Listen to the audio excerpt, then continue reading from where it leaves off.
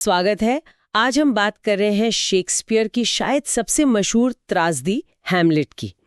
ये कहानी है डेनमार्क के राजकुमार हैमलेट की, जो अपने पिता की मौत और फिर माँ की बहुत जल्द चाचा से हुई शादी के बाद काफी उथल-पुथल में है। तो चलिए इसे थोड़ा खोल कर देखते हैं।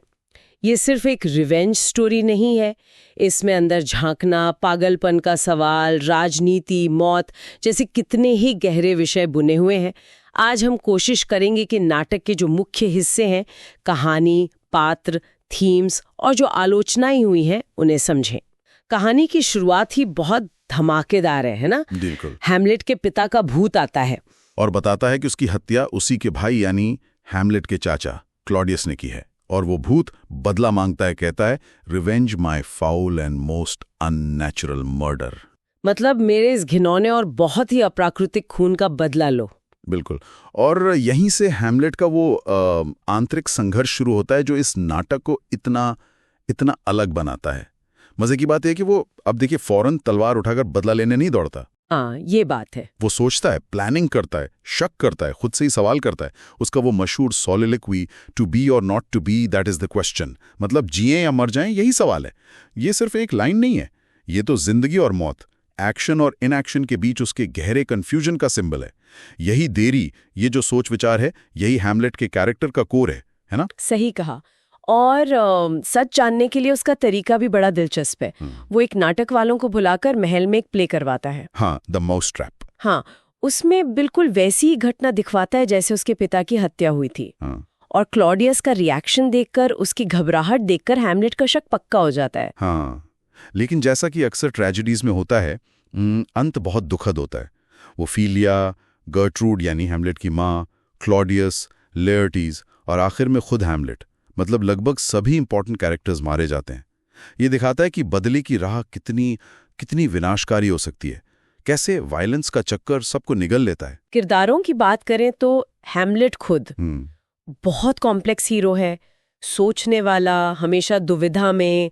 फिर क्लॉडियस है, शातिर विलन। गर्ट्रूड माँ, जो शायद कर्तव्य और प्यार के बीच फंसी है। बेचारी ओफीलिया, चापलूस दरबारी पोलोनियस।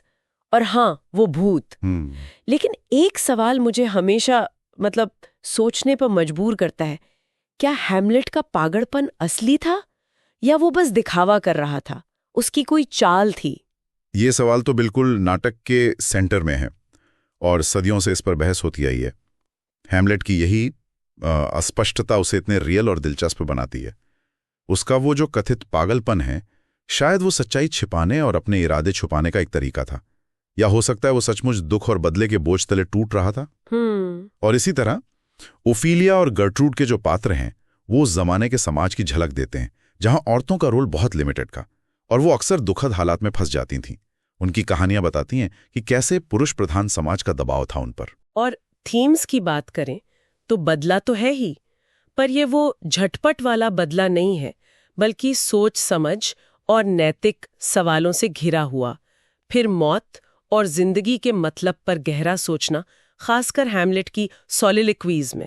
बिल्कुल। पागलपन की थीम जिसकी असलियत कभी पता नहीं चलती, और दरबार में फैला करप्शन। जैसा कहा भी गया है, something is रॉटन in the state of Denmark. Denmark के राजपाट में कुछ तो सड़ रहा है, कुछ गड़बड़ है। सही। और अगर हम इन सब को जोड़कर देखें तो ये थीम्स एक दूसरे से बिल्कुल गुथी हुई हैं। जैसे बदले की इच्छा जो है वो नैतिक सवाल खड़ी करती है। क्या गलत का बदला गलत तरीके से लेना ठीक है? भ्रष्टाचार सिर्फ दरबार तक नहीं रहता, वो पूरे राज्य के मॉरल फैब्रिक को कमजोर करता है। और मौत का ख्याल, वो तो हैमलेट के हर विचार और एक्शन या उसके एक्शन ना लेने पर भी छाया रहता है। उसे अस्तित्व के बड़े सवालों से जूझने पर मजबूर करता है। दिलचस्प बात यह भी है कि क्रिटिक्स की राय भी हमेशा अलग अलग रही है इस पर। जैसे एक जाने माने क्रिटिक थे, विलियम जे लॉन्ग। उनका मानना था कि हैमलेट सोचता बहुत ज्यादा है पर करता कुछ नहीं। हाँ। वहीं रोमांटिक पोएट और क्रिटिक कोलरिज ने कहा कि उसकी प्रॉब्लम सोच विचार की अधिकता है जो उसे एक्शन लेने से रोकती है। हाँ, और यहाँ तक कि 20वीं सदी के मशहूर पोएट और क्रिटिक टी.एस. एलियट ने तो इसे एक तरह की आर्टिस्टिक फेलियर ही कह दिया था। अच्छा? हाँ, उनका मानना था कि हैमलेट की फीलिंग्स इतनी गहरी और कॉम्प्लेक्स हैं कि नाटक उन्हें पूरी तरह एक्सप्रेस नहीं कर पाता। मतलब उसके बाहरी बर्ताव और अंदर की उथल-पुथल में एक तालमेल की कमी है। ये अलग अलग नजरिया दिखाता है कि हैमलेट आज भी कितना रेलेवेंट है और इंटरप्रिटेशन के लिए कितना खुला है। शायद यही इसकी महानता है। तो इन सब बातों का निचोड़ क्या निकालें? शायद यही कि हैमलेट सिर्फ डेनमार्क के एक राजकुमार की कहानी नहीं है, बल्कि ये तो इंसान के मन का ही एक नाटक है। शक, नैतिकता, अंदर का संघर्ष और खुद को समझने की जो कभी ना खत्म होने वाली खोज है, ये उसका आईना है। बिल्कुल, और ये हमें सोचने पर मजबूर करता है। क्या हम भी कभी अपने ख्यालों और कंफ्यूजन्स में इतने उलझ जाते हैं कि सही वक्त पर एक्शन लेना भूल जाते हैं? क्या इंसाफ पाने का रास्ता हमेशा नैतिक रूप से सीधा होता है, या उसमें हमेशा मुश्किलें और समझौते शामिल होते हैं? नाटक में एक मशहूर सलाह है, दिस अबव ऑल टू दाइन ओन सेल्फ बी ट्रू, यानी सबसे बढ़कर अपने प्रति सच्चे रहो। क्या हैमलेट आखिर में अपने लिए सच्चा रह पाता है? ये एक ऐसा सवाल है जिस पर शायद दर्शक नाटक देखने के बाद भी सोचते रह सकते हैं।